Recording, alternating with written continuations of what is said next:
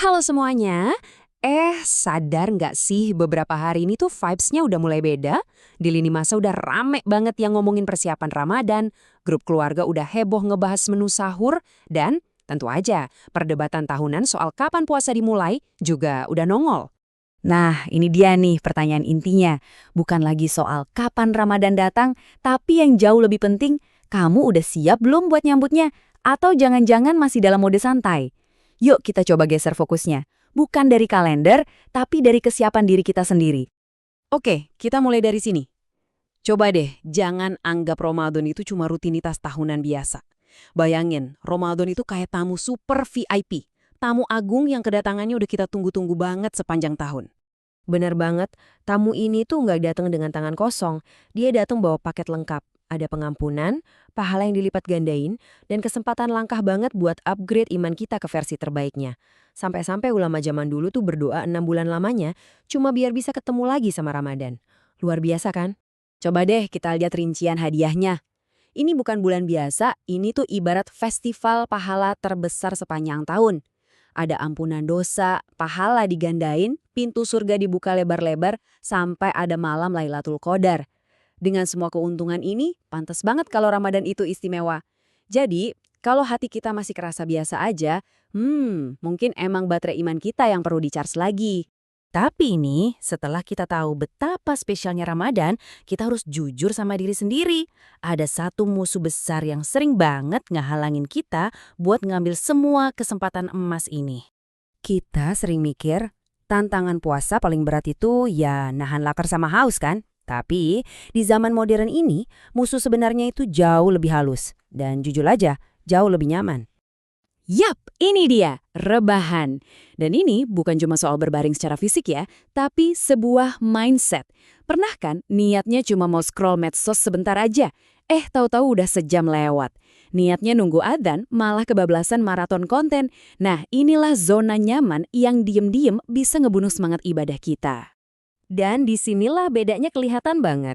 Di satu sisi, ada Ramadan versi rebahan. Hari-hari ya lewat gitu aja, isinya cuma distraksi. Di sisi lain, ada Ramadan versi gerakan. Tiap momennya diisi sama ibadah-ibadah kecil yang penuh makna. Aktivitasnya mungkin beda tipis-tipis aja, tapi hasilnya di mata Allah, wah bisa jauh banget bedanya. Ini nih ironi yang paling ngena banget di zaman kita.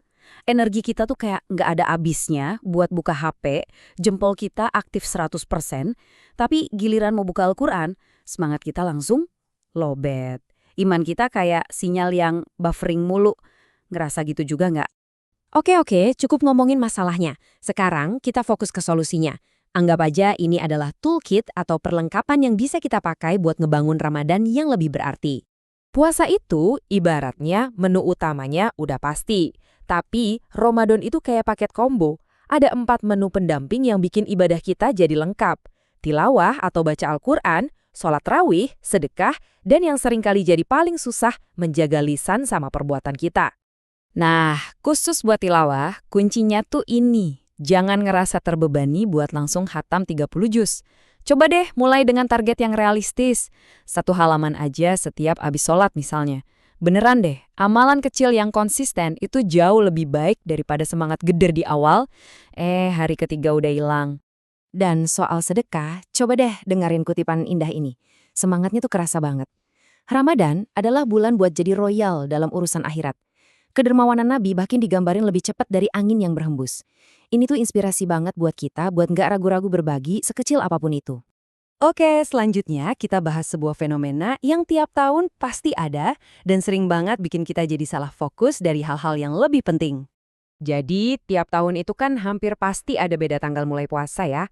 Ada yang pakai metode hisab atau perhitungan astronomi, ada juga yang pakai metode ru'yah atau ngelihat bulan langsung.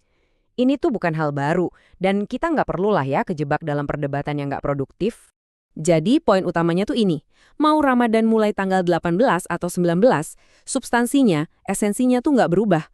Pahalanya tetap sama, kesempatannya tetap emas. Jangan sampai kita sibuk debat kapan ujiannya mulai, tapi lupa belajar buat ujiannya itu sendiri. Kan lucu.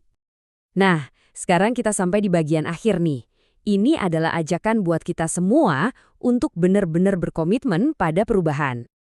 Analogi ini tuh pas banget. Ramadan itu bukan bulan autosoleh. Dia itu kayak gym spiritual. Cuma dateng, check-in, terus main HP di pojokan, ya nggak bakal ngefek apa-apa. Kita harus beneran latihan, harus keringetan, harus usaha buat ngelihat hasilnya. Jadi, ini dia game plan yang bisa kita coba. 5 langkah praktis yang insya Allah bisa dilakuin semua orang. Mulai dari detox digital, nambahin waktu tilawah, sampai ngebiasain sedekah.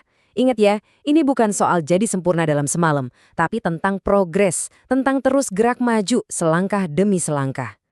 Karena pada akhirnya tujuan utamanya ya ini.